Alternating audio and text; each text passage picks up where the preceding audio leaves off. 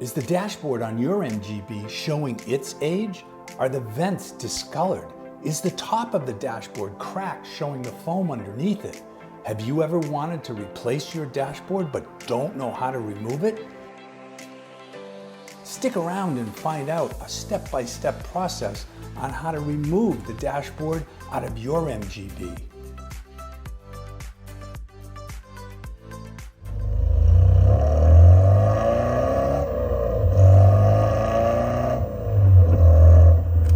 Welcome to Maggie's Makeover. I'm your host, Studio Steve. You know, Maggie and I are thrilled that you decided to click on that thumbnail and take in another episode of the restoration of my 1972 MGB called Maggie.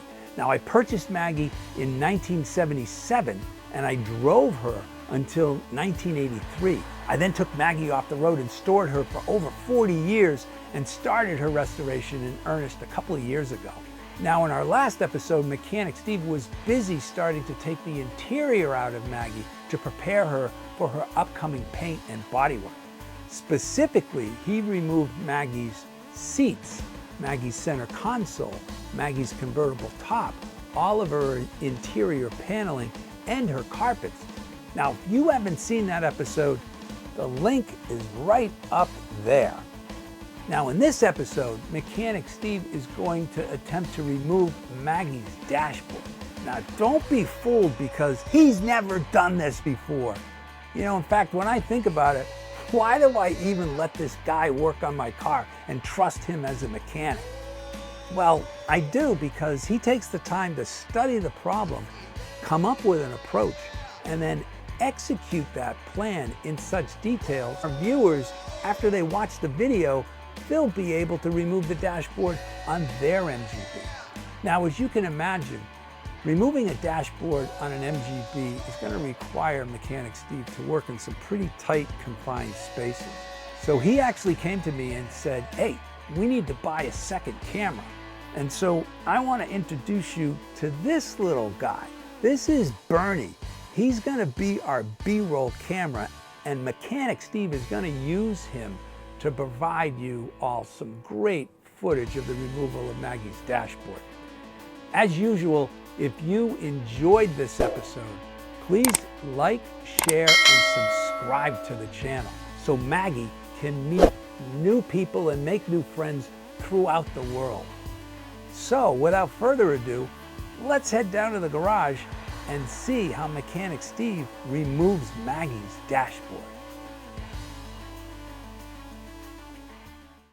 Hey, thanks for a great handoff, Studio Steve, and welcome back to the garage, everybody. You know, as we continue to strip the interior from Maggie and getting her ready for the upcoming paint and bodywork, the time has come to actually remove her dashboard. Now, here's a present-day view of Maggie's dashboard. If you take a closer look at the dashboard, back in the day, Armor All was the cleaner of choice, and that's a silicone-based product that actually dried out the vinyl and plastic on the dashboard, and you can see the severe cracking. It's so hard to look at this dashboard, and whenever I do, I just want to cry. No.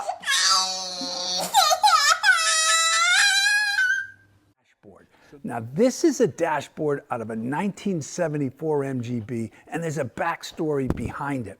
About a year into my ownership of Maggie, we were out for a ride one night, and we drove by this 1974 MGB that was left on the side of the road for dead with a for sale sign on it.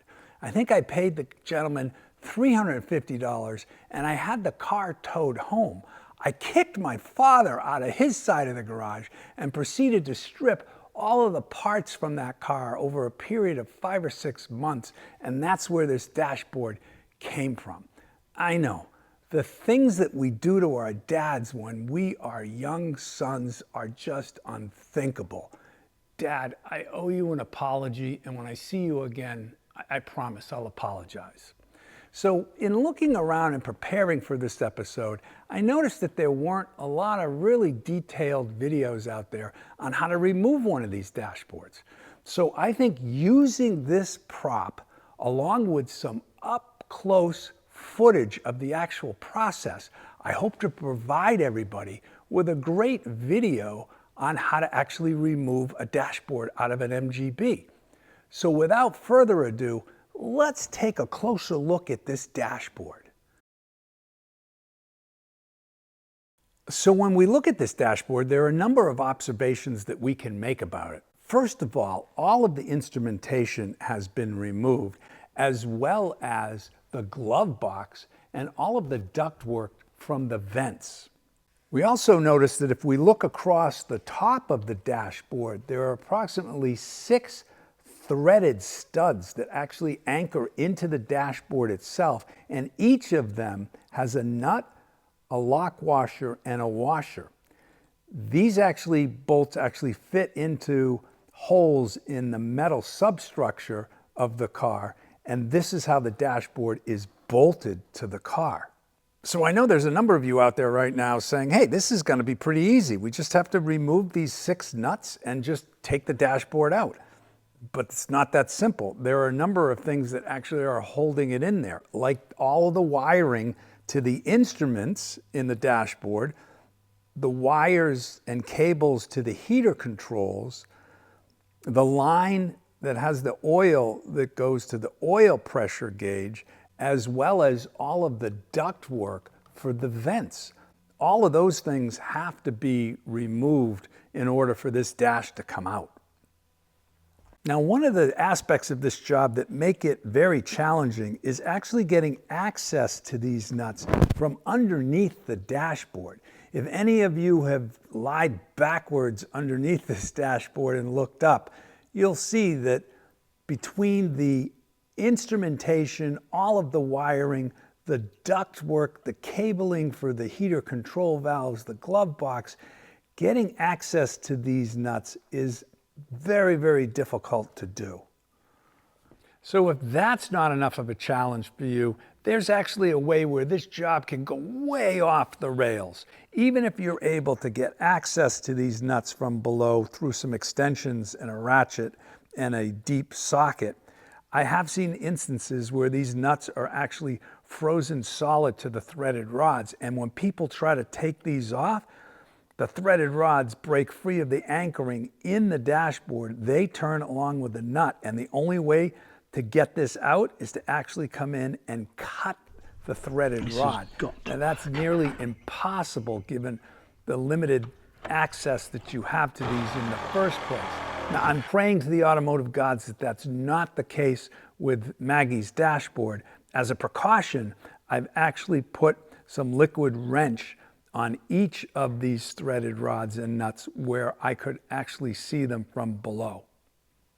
Now, when you consult the Bentley shop manual, prior to trying to remove these nuts, they suggest that you remove the tachometer and the glove box from the front side of the dashboard. They also say that subsequently, after you loosen all of these up, you need to remove the heater controls from the anchor nuts on the front side of those controls. So when we go underneath the car, I'm going to refer to this nut as the driver's side nut. This will be the speedometer nut. This will be the temperature nut. I'll refer to this as the vent nut, the glove box nut, and then all the way on the end will be the passenger nut. So let's see how we're going to get underneath this, and let's see what we can see when it comes to the nuts and bolts that anchor Maggie's dashboard to the car.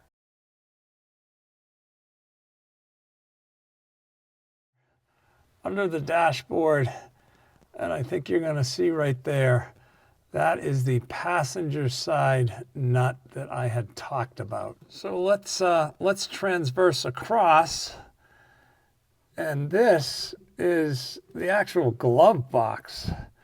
So there's no way you're going to be able to get up there to get the glove box nut. Okay, so let's transition across from the glove box towards the vent area. I think you can see one of the vents. That's the vent on the passenger side. The one to the right of that is the driver's side vent. And I think you can see that those are covering up the bolt and the nut that is in the vent position that we talked about. And let's try the driver's side. Going to be a little harder given the steering wheel in here. Let's see how we can make that happen.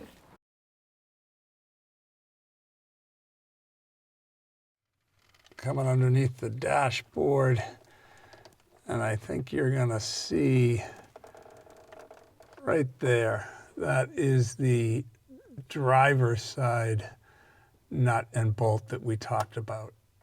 So as we transverse across from that driver nut and bolt, let's see if I can come up underneath there. That's the speedometer. And right behind that knurl nut, you're going to see the instrument location nut. The problem with getting to that, of course, is this big black steering column that's right in the way. So as I transverse across the steering column, moving from the driver's side to the passenger side, I'm coming up on the temperature gauge location, and just above those the green and green-yellow wires, you're going to see the temperature gauge location nut and bolt, and that I think I'll be able to get to with an extension just above the heater core control. Okay, so what did we learn by going actually underneath the dashboard, other than the fact that I am not a contortionist? I think it's pretty safe to say that we're going to be able to get to the driver location and the passenger location nut without removing anything. I think it's a straight shot to the one that's by the temperature gauge. However, the glove box is going to have to come out to get to the one in the glove box location. And I think the, I forget whether it's the speedometer or the tachometer, one of those gauges has to come out to get to this one over here. Now, as far as the one that's in the vent location, it is a straight shot up in between these vents to get to it. Maybe I'll be able to do that. If not, then these vents are going to have to be removed. So let's start the process first by taking out the glove box. So this is Maggie's glove box. It hasn't been opened for over 40 years. I wonder what is in here. Oh, there's a bunch of stuff in here. Stick around for the episode Outtakes when we unearth this time capsule. So let's get a little bit closer to this glove box and figure out how we're going to remove it. All right, so let's break down this glove box removal. So the glove box consists of primarily 4 pieces. There's the glove box lid, the glove box itself, a stay mechanism which connects these 2 separate pieces, and then a catch mechanism up here. So how are we going to remove this? First, we're going to separate the lid from the glove box by removing this stay mechanism. Then we're going to come up and we're going to remove the catch mechanism up here. And then there are a series of about 5 screws in here that when we take those out will allow us to remove the glove box. Once that's done, we're going to come underneath here, and there are 3 screws, I think, under here that attach the lid to the metal substructure of the car. We'll undo those, and the lid will come out. So that's the process. Let's get to work. All right, so let's remove the stay mechanism.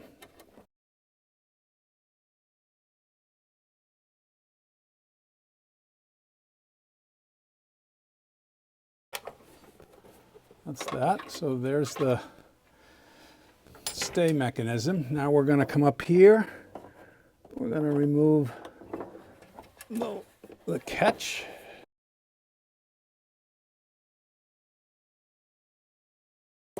That's the catch mechanism is now gone. So now let's remove these screws. I think I can get to them with this stubby.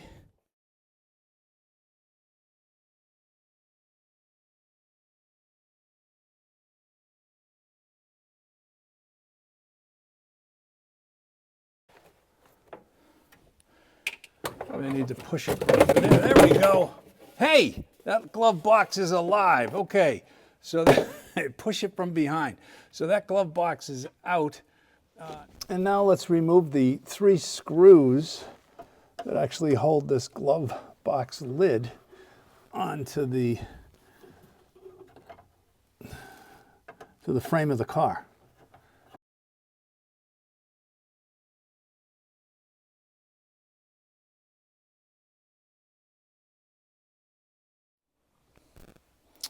And so with that, that's how the glove box lid actually comes out.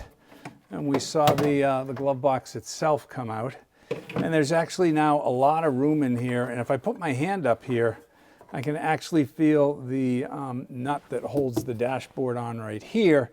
And it also provides me some access to the hoses for the vents, the ductwork. And you know, so now with the glove box removed, we are going to separate the heater control and the heater temperature control from the dashboard with a 5/8" deep dish socket to remove the retaining nuts on both of those mechanisms.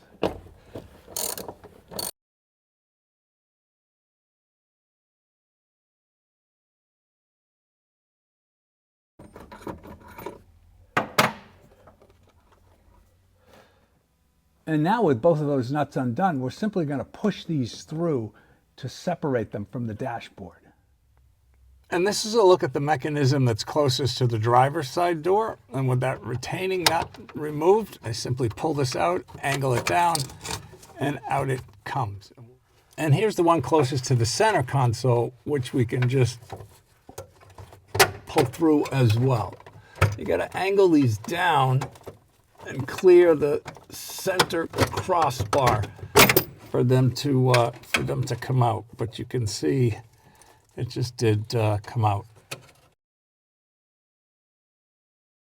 Next, the tachometer has to be removed to provide access to the oil pressure line from the front side of the dashboard.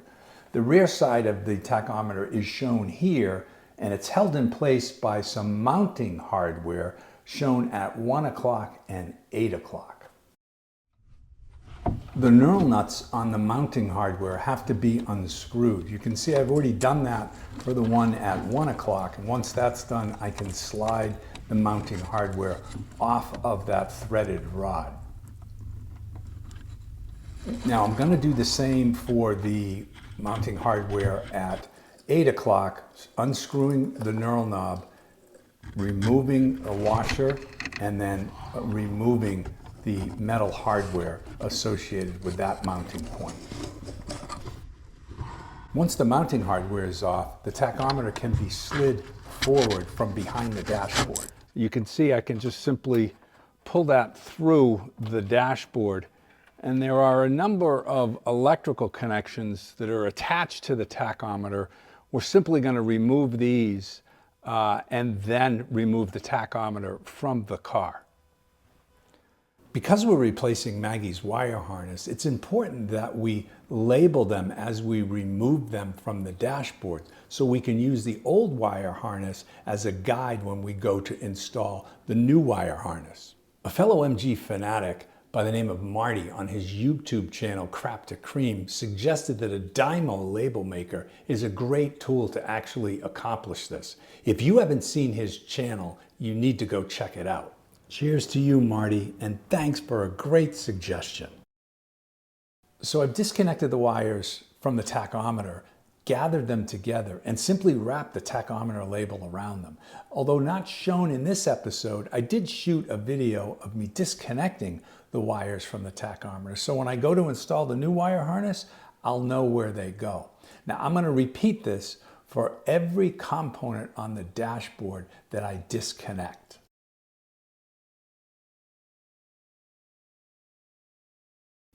So here's a view into the dashboard from the opening of the tachometer, and what you can see right in through here is the gauge next to it. That's the oil pressure gauge, and that nut up there is the hard line that connects the actual oil flowing into the oil pressure gauge. Since that's a hard line, that is going to have to be removed, and that's a 1/2" nut that you should be able to simply get right in there from here.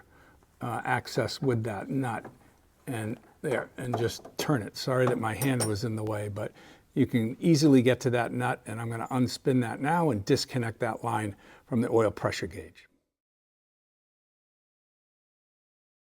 And so now with the tachometer taken out, the hard oil feed into the oil pressure gauge removed, there are a couple things on the speedometer that we have to take off. There's the trip odometer underneath here that needs to be unbolted, and then there's actually the speedometer cable that feeds into the speedometer itself that needs to be disconnected. So now we need to undo the trip odometer, and that is underneath, kind of in the footwell.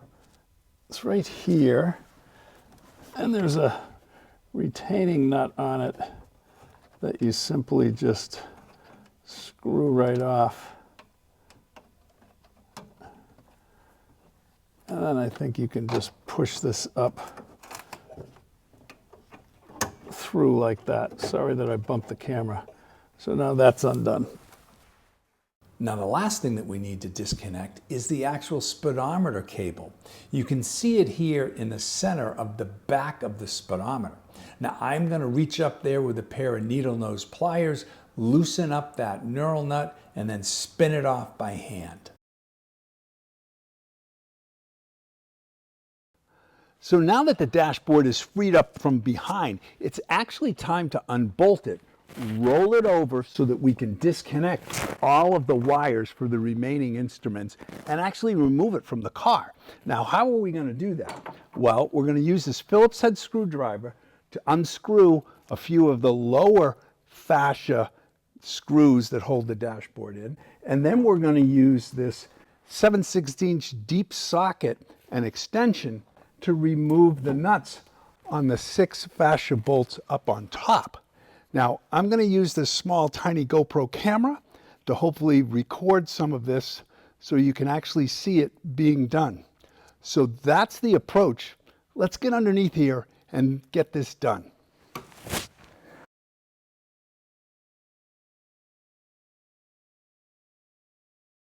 Oddly enough, there were only 2 lower fascia screws, one on each side of the steering column. I'm going to remove these using a Phillips head screwdriver. Pretty simple to do, you can access them easy, and you just unscrew them.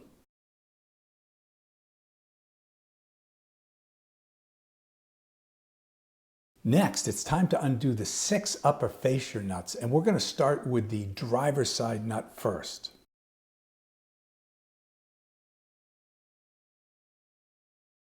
Next, we're going to unscrew the upper fascia nut located near the tachometer, which you can get to with a deep socket and an extension. Similarly, we're going to remove the upper fascia nut located near the temperature gauge, which is a little bit harder to get to.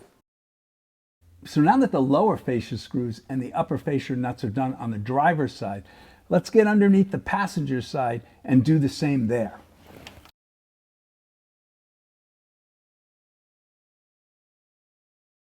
Like the driver's side, the upper fascia nut on the passenger side is very easy to get to and remove.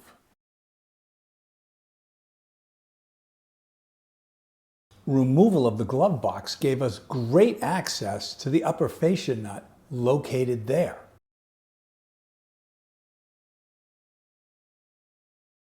The last upper fascia location in the vent area was perhaps the hardest to remove.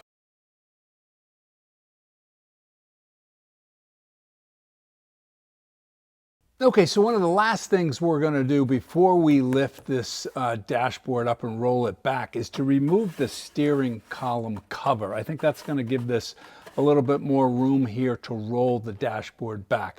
Now there are 3 screws that hold this on. I'm going to get it with a regular screwdriver, and then this other one, since it's close, I think you're going to need a stubby Phillips head.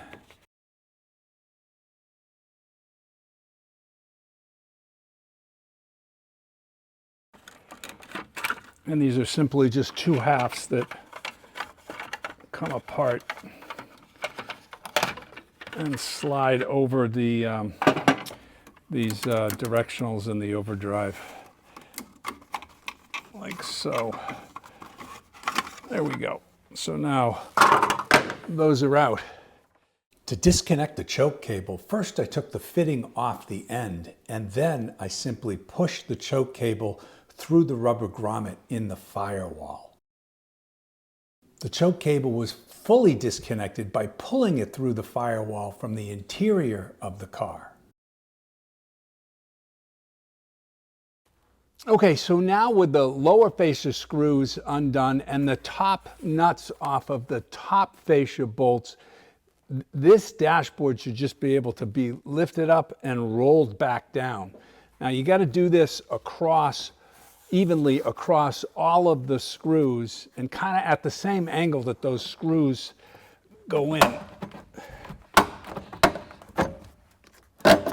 And there we go. Now I can roll the dashboard back a bit, and this gives me some access to get in to undo the rest of the electrical connections on the instruments to finally free up this dashboard and remove it totally from the car.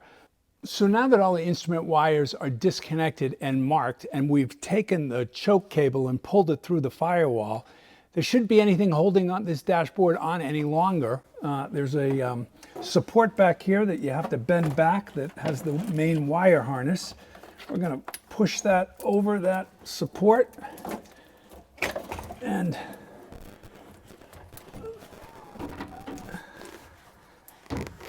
Maggie's dashboard is now out of the car. All right, let's open up the 40-year time capsule of Maggie's glove box. What's inside here?